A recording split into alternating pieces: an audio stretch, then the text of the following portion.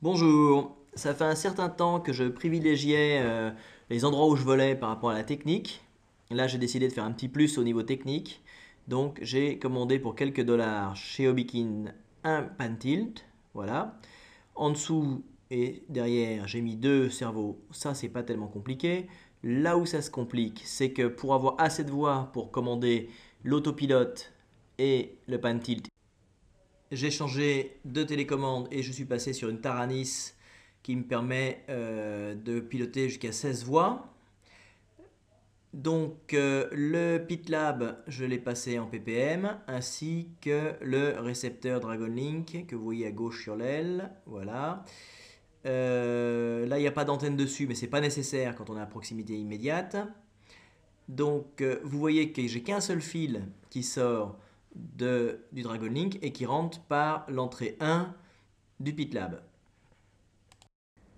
Les 6 premières voix sont gérées par le PitLab et les suivantes sont traduites en direction des cerveaux sur les slots qu'on voit à droite de l'entrée. Voilà, là au bout de mon ongle, c'est les sorties.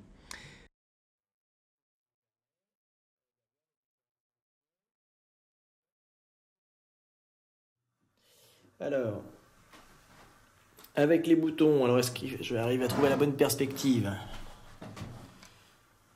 Avec ce bouton-là, voilà, j'ai la partie verticale du mouvement. Avec ce bouton-là, j'ai la rotation latérale de la caméra. Voilà. Ensuite ici, là je suis en mode stab. Là on voit que je suis en mode stabilisé ici. Et avec cet interrupteur là, je peux être en mode off, pas d'autopilote.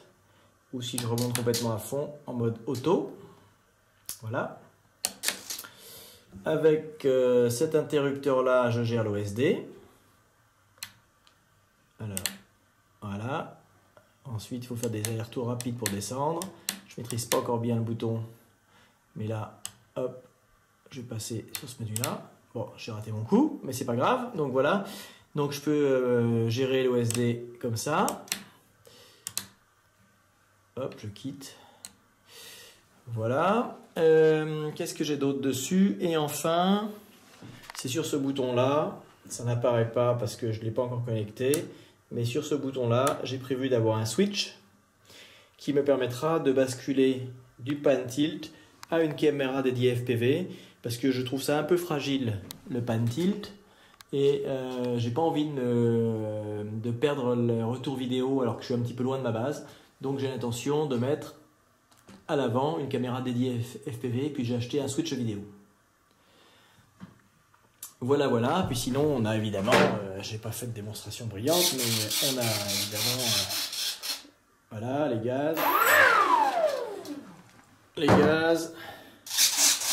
ailerons, et j'aime bien les flaps pour l'atterrissage, position pour voler lentement, position aérofrein. Voilà. Donc tout fonctionne sur ce système. Alors je continue, j'en profite pour vous faire un petit tour de l'installation électronique. Ensuite j'ai ce qui sort de l'autopilote et donc là j'ai j'ai dit les ailerons tout à l'heure, c'était les flaps. Hein. Là j'ai les ailerons et ensuite j'ai dans l'ordre la profondeur, la dérive, les gaz et ça c'est l'alimentation en 5 volts. Parce que l'OSD est alimenté sur sa partie basse en 3S et en haut il est alimenté en 5 volts avec un UBEC qui est ici, voilà, et une batterie qui est dédiée à la vidéo et au pilote. Là c'est une 1000 mAh que j'ai chargé aujourd'hui, mais sur ce Bixler je vole avec uniquement 500 mAh, ça suffit par rapport à l'autonomie. Ensuite, là, j'ai l'émetteur vidéo en 5.8. Et là, pour l'instant, je ne sais pas si je vais laisser comme ça. J'ai un antiparasite qui fait que je alimente la vidéo sur la base de de la batterie moteur. Mais en fait, le montage vidéo est pas complet, c'est pour ça que je ne vous ai pas montré d'image. En fait, j'ai pas le signal vidéo n'est pas raccordé là. Voilà, et de l'autre côté, j'ai ce qui me permet de régler le pilote avant le décollage sans me servir de la télécommande. J'ai ce petit 3 boutons qui est bien pratique. Voilà, voilà. Et enfin, je vais faire quelques vols d'essai sur ce vieux Bixler 2, mais tout ce matos sur un Bixler, moi je trouve que c'est un peu lourdingue et ça fait un avion sur lequel il faut toujours mettre du moteur, quoi, parce que faut le tenir en l'air. Alors le moteur que j'ai mis dessus est largement assez puissant, c'est pas le souci, mais enfin je préfère. En fait, je suis en train de tester mon installation pour la faire voler sur mon Sky Surfer avec lequel je vole habituellement. Voilà, ça c'est vraiment pour moi, c'est mon avion école. C'est-à-dire que je teste mon système et quand j'en suis content, je le mets sur un avion un peu plus fragile et un petit peu plus beau. Ah, et j'ai oublié de dire que pour le paramétrage, j'ai été aidé par un tuto qui est sur la chaîne qui s'appelle FPV PitLab, cette vidéo qui vous explique exactement comment paramétrer le Dragon Link et le pilote PitLab pour qu'on puisse travailler en PPM.